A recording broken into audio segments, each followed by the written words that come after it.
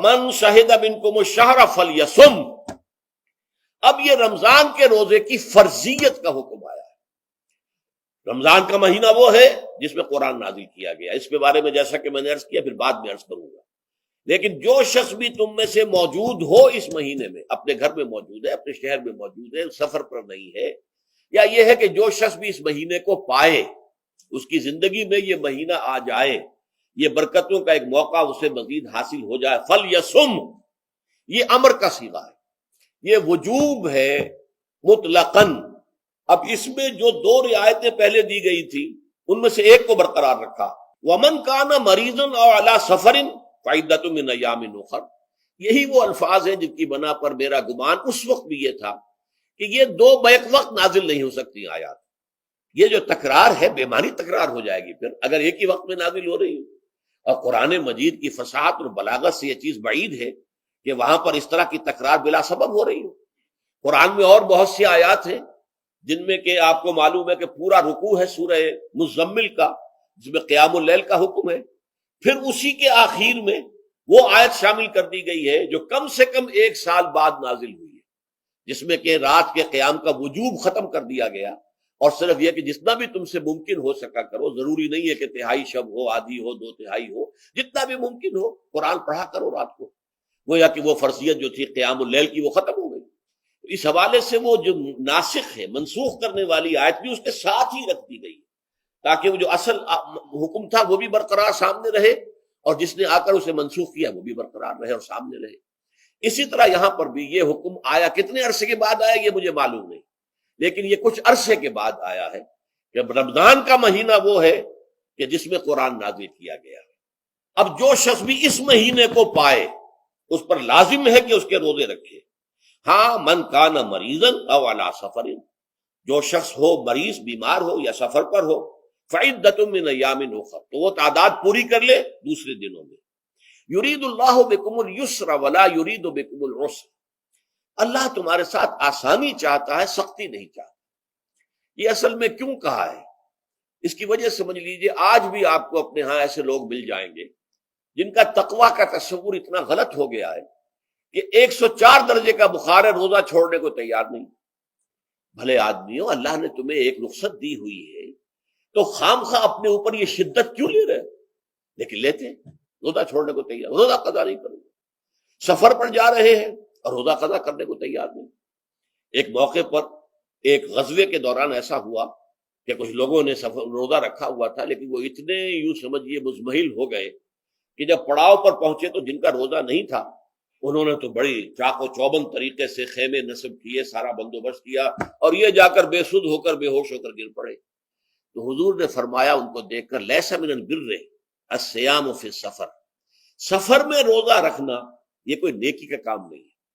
یہ نیکی کا غلط تصور ہے کہ جو تم نے اپنے اختیار کر لیا، یہ تمہارے اندر تشدد پسندی پیدا ہو رہی ہے۔ دین کے احکام میں جو مقصد ہے وہ کیا ہے؟ یرید اللہ بکم الیسر ولا یرید بکم العسر۔ اسی پر عمل کرتے ہوئے حضور نے فرمایا ہے کہ جو بھی علماء دین ہیں یا جو رہنمایان دین ہیں ان کا کام کیا ہے؟ آپ نے فرمایا یسروا ولا تعسروا، دیکھو آسانیاں پیدا کرو، سختیاں پیدا نہ کرو۔ دین میں سختیاں پیدا کرنا بھی وہ اسر اور اغلال بن جاتا ہے کہ جس کو رفع کرنے کے لیے، اور جس سے لوگوں کو، یہودیوں کو اور تمام اہل کتاب کو نجات دینے کے لیے اللہ تعالیٰ نے اپنے رسول محمد صلی اللہ علیہ وسلم کو بھیجا۔ وَيَضَعُ عَنْهُمْ إِصْرَهُمْ وَالْأَغْلَالَ الَّتِي كَانَتْ عَلَيْهِمْ، کہ جہاں وہ نیکی کا حکم دیتے ہیں، بدی سے روکتے ہیں، پاکیزہ چیزوں کو حلال ٹھہراتے ہیں اور خبیث چیزوں کو، ناپاک چیزوں کو حرام قرار دیتے ہیں، وہیں وہ لوگوں کے اوپر سے وہ بوجھ بھی ختم کرتے ہیں کہ جو انہوں نے خام خواہ اپنے اوپر لاد لیے۔ تو ان میں سے یہ بھی ہے کہ یہ نیکی کا کام نہیں ہے کہ آپ سفر میں ہیں اور روزہ رکھ رہے ہیں۔ یرید اللہ بکم الیسر ولا یرید بکم العسر وَلِتُكْمِلُوا الْعِدَّةَ، لیکن یہ بات واضح رہے کہ اب تمہارے لیے تعداد کو پورا کرنا لازم ہے، یہ نہیں ہے کہ آپ اس کی جگہ پر فدیہ دے دیں تو بات پوری ہو جائے گی، نہیں۔ روزے کی تعداد آپ کے رمضان میں 2 روزے 3 روزے چھوٹ گئے بیماری کی وجہ سے، ٹھیک ہے، لیکن دوسرے دنوں میں اس کی قضا دینی لازم ہے،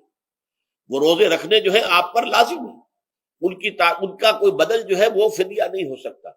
البتہ یہ نوٹ کر لیجئے، یہ حکمت نبوی ہے کہ یہاں اگرچہ وہ فدیے کا حکم جو ہے گویا کہ بظاہر قرآن مجید کے الفاظ سے محسوس ہوتا ہے کہ مطلقاً منسوخ ہو گیا، لیکن حضور نے اس کو خاص حالتوں میں باقی رکھا ہے۔ کوئی شخص اتنا بوڑھا ہو چکا ہے یا خاتون اتنی بوڑھی ہو چکی ہے کہ دن بھر کا فاقہ جو ہے اس میں اندیشہ ہے کہ کہیں ہلاک نہ ہو جائے، کوئی مریض ہے، مرد ہے یا عورت ہے، وہ ڈائبٹیز کی مریضہ ہے، اس کو وہ شوگر کا مرض ہے اور وہ اس کو برداشت نہیں کر سکتی، شوگر لیول بہت نیچے ہو جائے تو موت واقع ہو سکتی۔ کوئی ایسا مریض ہے جس کو مرض سے شفا پانے کی اب کوئی امید ہے ہی نہیں کہ میں مرض سے شفا پا جاؤں گا یا پا جاؤں گی تو اس کے بعد میں روزہ مکمل کر دوں گی، نہیں۔ ایسے لوگوں کے لیے حضور نے اس رعایت کو برقرار رکھا ہے کہ ایسے لوگ اگر ایک مسکین کو کھانا کھلا دیں تو یہ فدیہ بن جائے گا، لیکن جو بھی شخص صحت مند ہو اور صحت کی توقع رکھتا ہو اور جو شخص بھی طاقت رکھتا ہو روزے کا قضا کر دینے کا، اس کے لیے لازم ہے کہ روزوں کی قضا کرے۔ وَلِتُكْمِلُوا الْعِدَّةَ وَلِتُكَبِّرُوا اللَّهَ عَلَى مَا هَدَاكُمْ، اور تاکہ تم اللہ کی کبریائی کا اعلان کرو اس چیز پر کہ جو اس نے تمہیں ہدایت عطا فرمائی۔ اب اس کا ایک تو ظاہر ہے کہ جب روزے ختم ہوتے ہیں عید الفطر میں تکبیر، اضافی تکبیرات کے ساتھ 2 رکعتیں ہیں جو ہم ادا کرتے ہیں۔ احناف کے نزدیک 6 اضافی تکبیرات ہیں اور اہل حدیث کے نزدیک 12 ہیں، لیکن تکبیرات ہیں اضافی۔ اور یہ کہ جاتے ہوئے اور آتے ہوئے عید کے لیے آپ جا رہے ہیں تو تکبیرات پڑھتے ہوئے جائیے،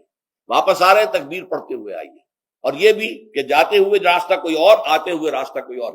اختیار کیجئے تاکہ پورا شہر، پوری بستی جو ہے تکبیر کی آواز سے گونج جائے۔ یہ ظاہر ہے۔ باطن اس کا کیا ہوگا؟ اللہ کی کبریائی کا اعلان کرو، اللہ کی کبریائی کو نافذ کرنے کی کوشش کرو۔ جب اللہ نے تمہیں ہدایت دے دی ہے، تمہیں اپنے دین حق سے نواز دیا ہے، تمہارا فرض ہے کہ اس کو قائم کرو، اس کے لیے جد و جہد کرو، اس کے لیے تن من دھن لگاؤ، اس کے لیے جان اور مال سے جہاد کرو۔ وَلِتُكَبِّرُوا اللَّهَ عَلَى مَا هَدَاكُمْ وَلَعَلَّكُمْ تَشْكُرُونَ، اور تاکہ تم واقعتاً شکر کرو۔